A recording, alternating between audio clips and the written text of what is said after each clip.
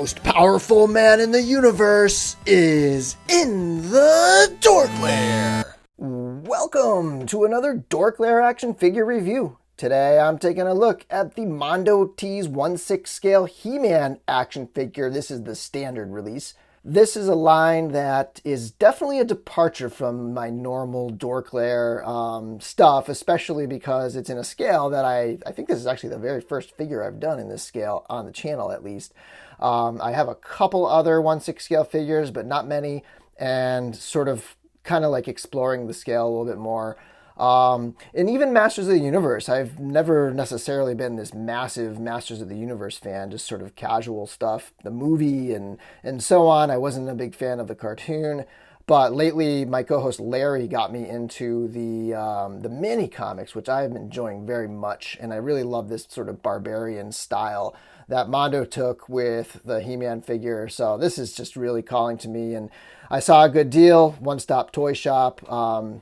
Austin was selling his own personal copy, and I snagged it, and now I'm kind of hooked. I ended up already ordering Skeletor, and I will probably be getting more of these because I love this figure. So longtime subscribers and listeners of the podcast over the years have probably realized that I'm really into cool packaging and the whole unbox experience and all that stuff, and this one really hits all those notes. On the outside of the box, you have the slipcase that's got Castle Grayskull on it. And I'll just kind of wrap around. You got essentially the castle itself. So, you know, if you wanted to, you could take this out and unglue it, and then like have a little diorama backdrop or something. And then when you slide the slipcase up, you have this monochrome artwork on the front of the box, and then you have it in color on the back of the box. And this right here really captures for me that kind of colorful spirit of the Masters of the Universe. And then there's a magnetized flap, and it opens up into a window box. On this side, you have like the coat of arms thing, and then a little bio of He-Man that draws upon the mini comics, I believe. And yeah, he's not in the box, so you can't see how he looks in there, but pretty sweet packaging. On the top, you have Masters of the Universe, and on the bottom, it's just some info.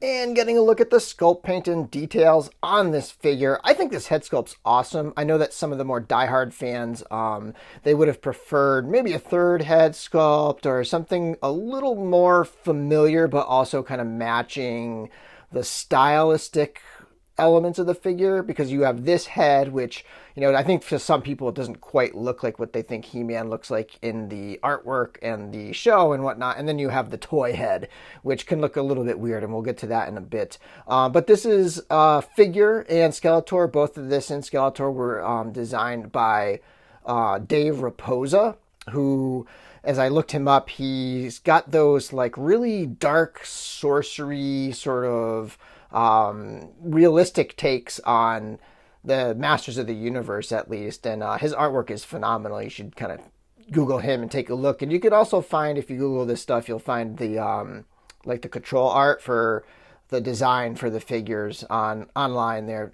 I will say this, that just one little nitpick with this head, his left eye, the paintwork on his left eye is a little bit high, so his left eye pupil is like a little bit high, and you can see a little bit of white underneath. So, but it's like, you know, it's not super noticeable, and a lot of times you're going to be kind of looking at him from an angle. So, just a little bit of a nitpick there. I do really like the hair. I don't know how well it's coming across. Let me bring the lighting down just a bit, but there is definitely like a wash throughout the hair to give it a little bit of variety going on there, so that it's not just like a solid yellow color. And I think it's kind of cool that they went with this particular sculpt, because in my opinion, you know, with this more barbaric figure, I think I'm seeing a little bit of Arnold, especially in the mouth and chin there. So, you know, maybe a little nod to Conan the Barbarian. And there's a ton of nods to other He-Man stuff in this figure that we'll get to when we get to like the accessories. So, working our way down the figure, I love how it's got like this shading technique going on, where you have like the musculature and everything is like nicely sculpted, but then in addition to that, the paint is really cool. It really brings out the definition in his build. So that's a pretty sweet look. I mean, that's to me kind of the essence of these figures. This one in Skeletor is that sort of depth to it. It has like this really cool shading going on. All of the armor and the weapons and all of the little accessories and straps and pieces are so detailed and so nicely painted and weathered. You can see like the paint chip effect going on the cross, and I do like that deep shade of red. And yeah, so that stuff looks really good. You can see a little bit more of it here on the belt and on the gauntlets. I will say that the paint is a little delicate. Like you'll see spots where you're going to get like paint rub and stuff coming off. So definitely be gentle with your figures. I haven't really gotten too deep into Skeletor yet. I literally just got him. So it's hard to say if that one's just as like delicate, but definitely like be careful with the figure because you'll see some rub. I think I have a little bit under here too. You can see it's getting a little darker there, which doesn't matter to me too much because I don't plan on taking this armor piece off. Getting a look at the back of the armor. It's got some rivets on there. It's all just so detailed. And you can see some paint rub there on the back as well. It just makes him look a little bit dirty, which, you know, kind of fitting for barbaric style. The skirt is like a pleather piece, and there's like little stitchings going on in there. Stitchings over here, and he's got a nice cut to it. And then underneath here, he's got his like fur trunks. That's like a bit of a softer material to allow for some articulation in the legs. And you can see same kind of shading going on in the legs. And then there's this fur around the boots that's kind of a matted fur. And the boots are very beautifully painted with straps throughout. I really love the look of this figure. It just is a very high quality, high-end piece. It might be a little bit more delicate than I would like in terms of the paint and the paint rub and stuff like that. But the overall look is really what this figure is all about. And here's He-Man next to my limited collection of 6-scale figures. This is literally every figure I have plus Skeletor, which I'll show you in a minute. But so next to a QMX Jean-Luc Picard and a Hot Toys First Order Stormtrooper. I feel like he's maybe a little small. Like, this is He-Man, he should be huge. So when you're trying to scale him into these other lines, he might seem a little bit small. He's just under 12 inches. He's like 11.5 inches. So yeah, maybe a little bit smaller in scale than these other two lines. Looks kind of right with Picard, although his head seems a little small, but definitely seems small compared to a First Order Stormtrooper. And then here he is with a classic vintage Stormtrooper right there. And then my other 1/6 scale figure, as I've mentioned, is Skeletor. So here he is next to his counterpart Skeletor, and clearly they're the same size because they're on this exact same body, just painted differently. So I will be doing a review of Skeletor very shortly after this one. So maybe in a week or two after He-Man goes up, I'll have that Skeletor review up. And as for accessories, starting off with the head, in addition to this regular head sculpt, he comes with this vintage action figure head sculpt, and they've done a great job. To me, it looks just like the old figures. It might not fit quite right on this body and sort of like this style, but, you know, it's a cool nod, and it'll be neat when, you know, you have a little collection of these old vintage heads in this, like, larger scale. But in certain poses, I actually kind of find it interesting and fun to work this head on there, maybe for some photographs and stuff. But I'll definitely have him on my shelf with the regular head sculpt. He also comes with a variety of other accessories, weapons, and things. He comes with this shield that is incredible. It's huge. It looks awesome. It's painted really well. Even the inside has like a leather thing going on, and you can even remove the handle in order to like make it easier to put it in and out of his hand and kind of get it all in there. So I love this shield. This thing is awesome. He also comes with this battle axe, and this thing, again, all of these accessories are just painted so well. Everything looks incredible. You can see that there's a few different colors going on. There's a wash, some weathering. There's even a little bit of an edge where you can see like it's a little more silvery because it's been used and sharpened and stuff like that. The handle is elaborate. There's this leather strap detailing going on, and these little sort of stones on the ends. This thing is awesome. This is like the barbarian style. Like this with the shield is how I'm going to have him posed on my shelf. He also comes with the power sword with a very beautiful sheath. So we'll start with the sheath here. So the sheath actually has like what looks like Battle Cat's like head armor on there. So that's pretty cool little touch right there. So it's another one of those nods that they did. It's got these two clips that can go onto his like back, and these will actually pull off. So you can sort of, adjust them however you want, and then making it easier to kind of like play around with them and do whatever you need to do, but really nicely detailed sheath right there. It's even like, I don't know if you can hear it, but it's got inside like a very soft lining so that it feels like the sword is nicely protected and the paint isn't going to get ruined on the power sword, which has this really cool skull on the pommel, I guess. So a little call out to Castle Grayskull right there on the end. Black strap handle, and then lots of detailed paintwork throughout. And again, you have that edge that gives it that look like it's been sharpened or something like that. So beautiful sword, beautiful sheath to put it in. And again, on my shelf, I'll have the axe and the shield, but this will be right on his back. He also comes with this sort of basic sword, like, barbarian type sword that's a little less detailed and just kind of like weapons rack style or something like that. So that's pretty cool right there. And he's got two laser guns. Those are highly detailed. A few different paint washes, some silver, sort of gunmetal going on. There's no movable parts or anything with these, but they are really nice. And then the other gun right here. So just like a pistol.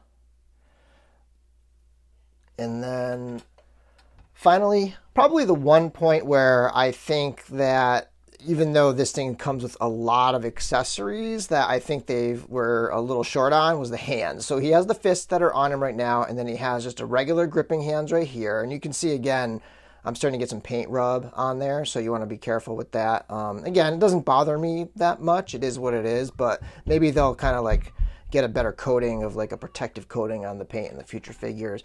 And then the pistol holding hand, so he has trigger fingers on those. It would have been nice to have relaxed hands, or maybe one other set of hands that did something else. And he also has Burby, this character that I actually had to look up.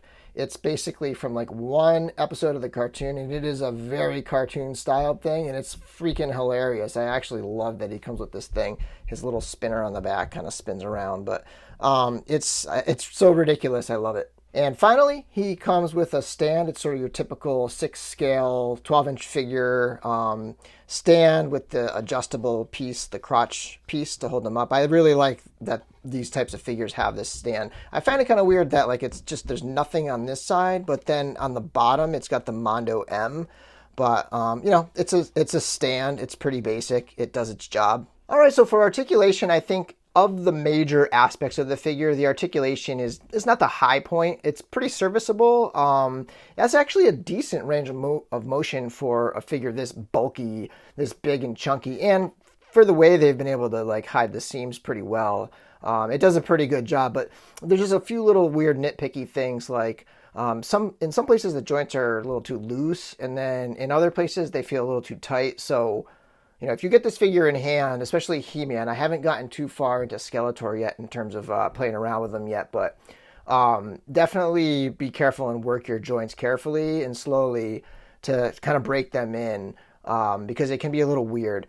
So the head doesn't really look up at all, unfortunately. It looks up just about that far. That's it. Of course, you could pop it off and sort of like have it looking up if you wanted to fudge it, but generally nothing really looking up. And then looking down is pretty good. He's got a good amount of looking down for that power sword pose. And then there's a little bit of nodding, and the head will spin pretty much all the way around. So the head is okay. He just can't look up. So at the shoulders, again, this is a place where they were pretty tight, and I had to sort of work them to get them a little better. But it'll rotate up that far, so not a ton. And then it will spin around all the way, which is pretty good. So it's a nice ball-shaped shoulder right there. That works pretty well that way. There is a swivel at the bicep. The one thing is like it's a little loose here and then it's a little tight like going this way, so it can be a little weird when you're playing around with it and he's trying to hold up a sword and his arm comes down. But there's ways around it. Like, it's not that bad. It's actually decent. It's just not the highlight of the figure like some of the other aspects. The elbows are pretty good. They don't have a huge range this way, so they have that single joint coming this way. That's about as far as he's going to go at the elbow. But they do also have a swivel at the elbow, so you have the bicep and the elbow. And then the hands is another weird place. The movement's really good with the hands. Like, he can kind of like get a lot of range of motion, but as you're messing with them, they tend to just pop out. They pop out very easily, so you just kind of learn the range that they have and don't go past that, because they'll fall right out if you just kind of like pull on them a little bit. And then there's a pretty good amount of ball joint in the torso, the upper torso. So he can like crunch down this far and then crunch back pretty good amount. And he can kind of go side to side as well. And then actually quite good. And then there's also a ball joint at the waist too, but you know, it pretty much just rotates. It doesn't really crunch a ton, just a tiny bit. You can kind of see it right there, just a tiny bit of crunch. And for those of you who are wondering, you can pop the waist out, but for some reason I can't get my skirt off. And I know that underneath it has like the classic trunks, but there's something going on back here where it's attached, and I don't really want to like rip it or pull it and mess with it. So I haven't actually removed the skirt on mine because I can't seem to get the skirt off because it's attached in the back. Okay, and so for the legs it's basically a ball joint at the hip. The legs can kick up about this far. They probably would go more if the skirt wasn't there. It's limiting them. And if you rotate them out, they'll go even further. So you can see his leg there is rotated. And he probably could get into a sitting position if you mess with the skirt and pull it up and screw around with it. But that's basically it. You can twist the legs like there. It's just a ball at the top of the joint up top there. I don't know if you can see it through here a little bit, but and then the knees are double jointed, and this is another place where my knees are super tight. So you want to just, you know, work those knees and be careful with them. But he can kick up this far in the back, and there is a little bit of rotation both at the top of the knee and then at the bottom of the knee. But the way the shape is, it doesn't let you rotate it all the way around. And there's no boot cut at the boot either. It's just kind of all one solid piece coming down. And then there's a really good amount of articulation at the ankles. So if you want to get him into those wide stances, those ankles will turn. Different angles, it's going to look a little janky, but not bad. And he'll point his foot way down too. He just won't lean forward a terrible amount. That's it. His foot won't lean forward any further than that. So the articulation on He-Man is decent, not mind-blowing, but I'm pretty satisfied with it. And overall, I'm quite blown away by the figure. And if this is just the first one in the line and they start making improvements with this line, then I'm probably going to be getting more. I got Skeletor in. I'm loving that figure so far. I'll have a review of that one up very soon. And we'll see. I might even get Faker, which is still available to order. And then, of course, after that, I believe it is Merman, and then we'll go from there. But thanks for watching my video. Be sure to follow me on Instagram at DorkLair. And until next time, may the Force be with you.